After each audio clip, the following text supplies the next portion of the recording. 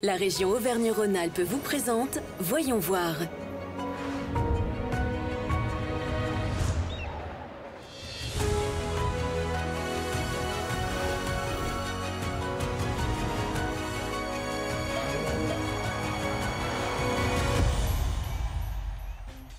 Cette semaine, Voyons voir s'intéresse à la culture et plus précisément à la filière livre.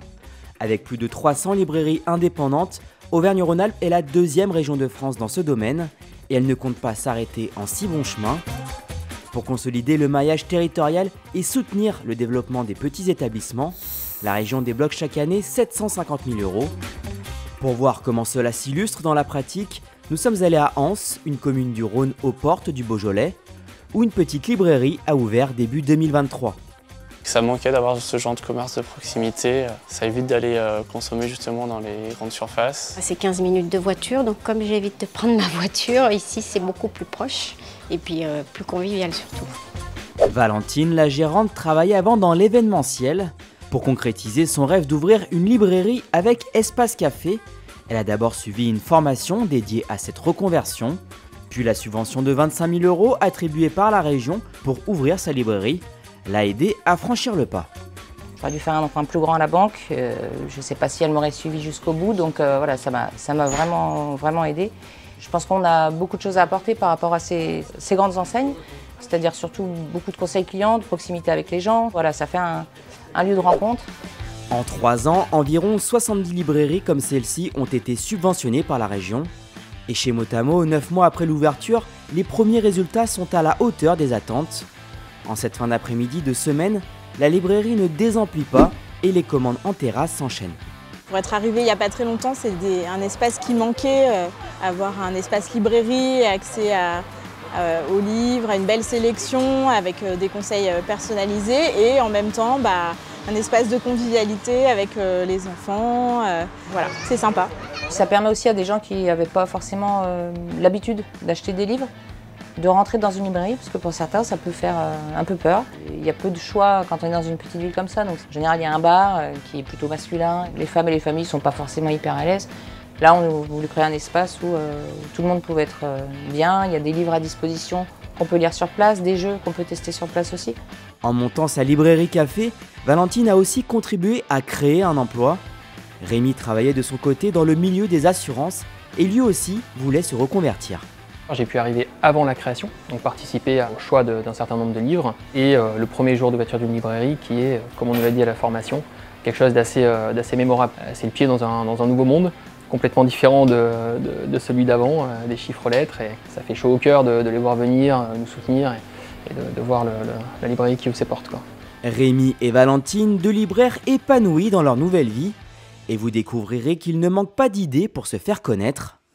Avant ça, faisons un petit saut du côté de l'Isère pour comprendre comment une association investit des lieux éphémères étonnants pour réaliser des projections de cinéma itinérants.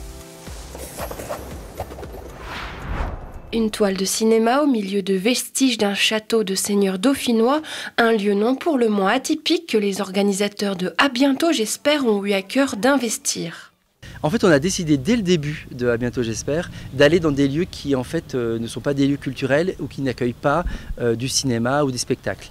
Et pour nous, c'était hyper important d'aller là où les gens vivent, là où les gens travaillent, parce que en fait, on attend toujours dans l'offre culturelle que le public vienne à nous.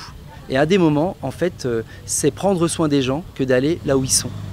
Dans cette animation de haute voltige, 80 spectateurs d'ici et là sont venus se convier tout près du projecteur. L'ambiance est donnée, bonne humeur, gourmandise et atmosphère tamisée. Juste avec 3 lumières, de lampadaires, etc., ça crée un espace. Alors la place du village est hyper jolie, mais quand même il y a un art de créer une ambiance. Si l'ambiance est au rendez-vous, c'est que les bénévoles de l'association Le Grain dans la Grange ont mis la main à la pâte. Une préparation qui mijote depuis plusieurs semaines pour créer une soirée sur mesure. Ils sont venus avec une présélection d'une vingtaine de films. Et on a fait 3 séances de visionnage. Ensuite, il y a eu une 4e séance, dans laquelle nous avons discuté du programme.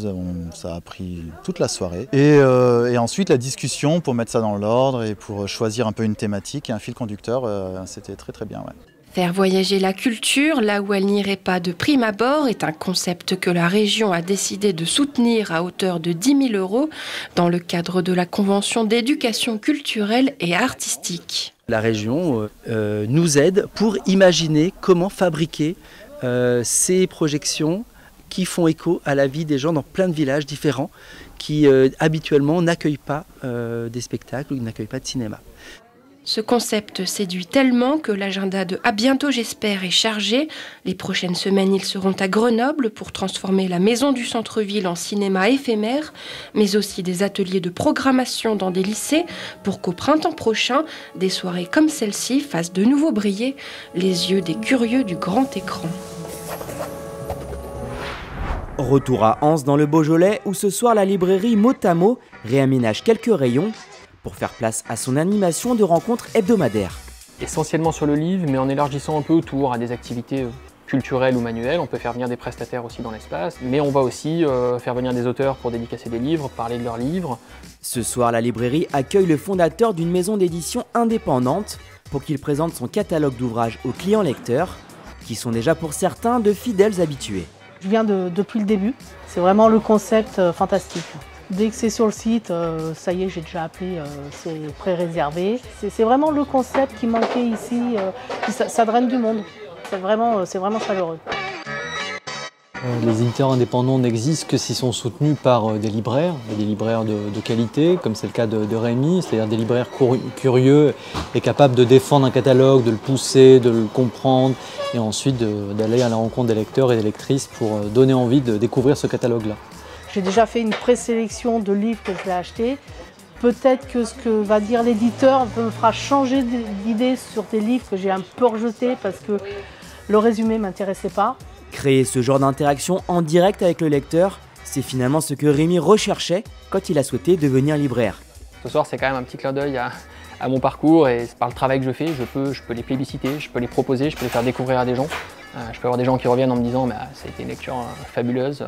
Voilà, ça m'a mis les poils, où j'ai pleuré. Et on touche du doigt le sens du métier et pourquoi on a fait ces choix-là. C'est assez galvanisant. Ouais. Le soutien de la région Auvergne-Rhône-Alpes à la filière livre repose sur des aides aux investissements, comme la création ou la reprise d'une librairie. Mais c'est aussi un accompagnement dans l'action culturelle et la création d'emplois. Des rampes de lancement qui permettent aujourd'hui à des libraires, comme Valentine et Rémi, de vivre de leur passion, mais aussi de la transmettre à leur tour à de plus en plus de lecteurs. La région Auvergne-Rhône-Alpes vous a présenté Voyons voir.